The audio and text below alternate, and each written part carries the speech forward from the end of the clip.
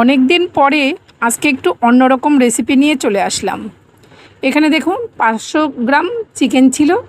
চিকেনটা ভালো করে ধুয়ে আমি আদা রসুন বাটা আর টক দই দিয়ে ভালো করে মেখে রেখেছি। প্রায় 1 ঘন্টা হয়ে গেছে মেখে রেখেছি। চালটাও ভালো করে ধুয়ে ভিজিয়ে রেখেছি।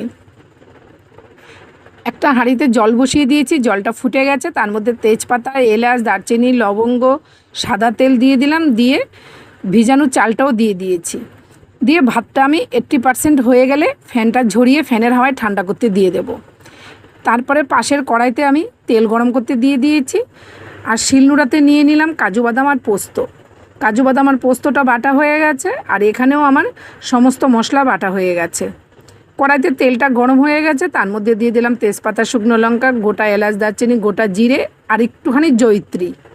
জয়িত্রীটা দিয়েছি, দারুণ সুন্দর ফ্লেভার আসে। তারপরে দিয়ে দিলাম কুচানো পেঁয়াজ। পেঁয়াজটা দিয়ে ভালো করে ভেজে নেব।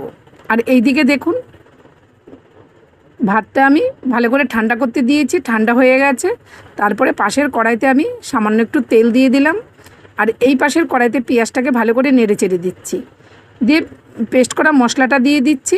এইখানে আছে আদা, রসুন, পেঁয়াজ, লঙ্কা একসাথে বেটে রেখেছিলাম, সেটা দিয়ে দিয়েছি। দিয়ে ভালো করে কষিয়ে নিয়ে পাশের কড়াইয়ের তেলটা গরম হয়ে গেছে, তার মধ্যে গাজর, বিনস, ক্যাপসিকাম সামান্য একটু লবণ দিয়ে ভেজে নিচ্ছি। এইদিকে মশলাটাও ভালো করে ভাজা হয়ে গেছে, দেখুন তেলটা আলাদা হয়ে গেছে। এবার মেখে রাখা চিকেনটাকে আমি দিয়ে দিলাম। দিয়ে ভালো করে মশলার সাথে চিকেনটাকে আমি এইভাবে নেড়ে চেড়ে নেব। এখন কিন্তু গ্যাসের ফ্লেমটাকে পুরো হাইতে রেখেছি। হাইতে রেখে আমি চিকেনটাকে নেড়ে চেড়ে ঢেকে দিলাম। আর এইদিকে বিট, গাজর, ক্যাপসিকাম যে ভাজা করছি সেটাও ঢেকে দিয়েছিলাম। কিছুক্ষণ পর ঢাকনাটা তুলে ভালো করে নেড়ে চেড়ে আমি ভিজিয়ে রেখেছিলাম কাজু বাদাম আর কিশমিশ একসাথে দিয়ে আবারও ভালো করে ভেজে নিচ্ছি। এইদিকে 5 মিনিট পর চিকেনের ঢাকনাটা তুলে দেখুন আবারও ভালো করে নেড়ে দিচ্ছি। চিকেনের থেকে যে জলটা বেরিয়েছিল বেশ ভালো করে নেড়ে চেড়ে জলটা শুকিয়ে নিয়েছি। তারপরে দিয়ে দিলাম কাজু বাদাম আর পোস্ত বাটা। সেই কাজু বাদাম আর পোস্ত বাটাটা দিয়ে ভালো করে কষিয়ে নিলাম। এখন কিন্তু গ্যাসের ফ্লেমটা একটু লোতে রাখতে হবে। লোতে রেখে কাজু বাদাম আর পোস্ত বাটাটা দিয়ে ভালো করে কষিয়ে নিয়ে সামান্য একটু জল দিয়ে দিলাম। দিয়ে আবার একটু ঢেকে দিলাম। আর এই দিকে গাজর, বিনস, ক্যাপসিকাম সমস্ত কিছু ভাজা হয়ে গেছে।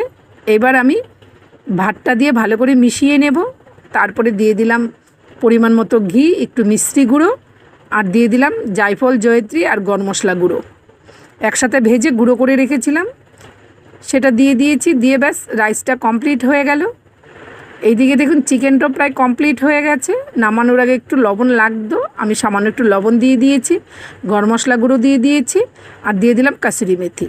ব্যাস চিকেনটাও আমার কমপ্লিট হয়ে গেল, রাইসটাও কমপ্লিট হয়ে গেল। এবার দুটো থালায় বেরিয়ে নিয়েছি, ছেলেকে খেতে দিয়ে দিয়েছি, আমিও বসে পড়লাম। অনেকটা বেলা হয়ে গেছে তাই বসে পড়েছি। যদি আমার এই ভিডিওটা আপনাদের ভালো লেগে থাকে বন্ধুরা সবার সাথে শেয়ার করে দেবেন, ফেসবুক থেকে ফলো করে দেবেন, ইউটিউব থেকে সাবস্ক্রাইব করে আমার পাশে থাকবেন। এরকম নতুন নতুন রেসিপি নিয়ে আমি আপনাদের কাছে আবারও চলে আসব। ততক্ষণ আপনারা সবাই ভালো থাকবেন, সুস্থ থাকবেন। দেখা হচ্ছে নতুন রেসিপি নিয়ে। আজ আসছি, টাটা।